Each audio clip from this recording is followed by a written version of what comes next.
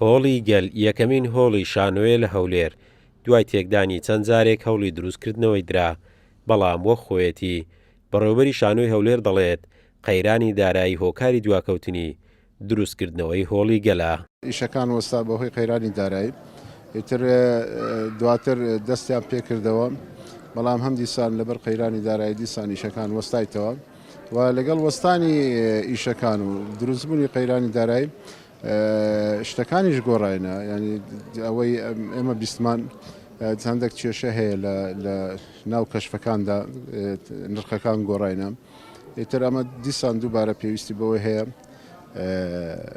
حکوومەت بۆ خۆی بێتە ناو مۆزوعەکە بەجددی ئەو کارە دەست پێ بکاتەوە.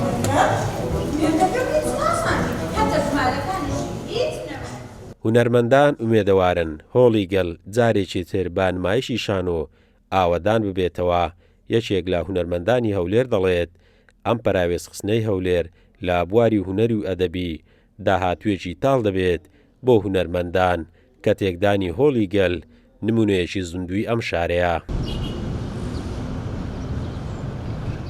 ڕوخاندنی ئەم هۆڵە ینی هیوادارم ینی بەرنمەیەکی پێشوەختە نەبێ بۆ لێدان لە بزوتنەوەی کللتوری کوردی لە بزوتنەوەی شانۆی کوردی، لە بەرۆی بەڕاستی ئەم هۆڵە پێگەیەکی دیاری هەبوو، جێگەیەکی دیاری هەبوو، ڕوخاندنیشی زیانێکی گەورە بەرشانۆی هەولێر کەوت و تا ئێستا ئەمە 11 ساڵیشە ئەم هۆڵەکە نۆژەن ناکرێتەوە، یعنی کە پێویستی بە پارێکی یەکجار زۆری ژنیە ئیتر هۆڵێک کە مەساحەکەی لە 1000 متر تێناپەڕێ، پێم وانە لە دەسەڵاتی حکوومەتان نەبێت کە ئەم هۆڵە تازە بکاتەوە، بەڵام پێدەچی تارگێتێک ئامانجێک لە پشت نۆژەن نەکرەوەی ئەم هۆڵە هەبێ.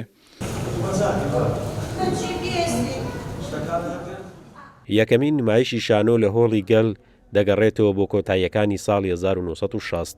بەهۆی تێکدانی ئەم هۆڵەش ئێستا هەولێر بەبێ هۆڵی تایبەت بە شانۆی خۆیەتی.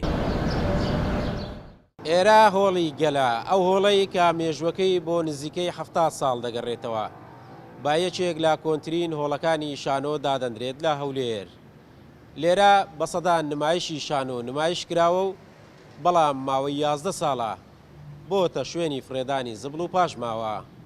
قارەمان جەوهەر، کورسات نیوز، هەولێر.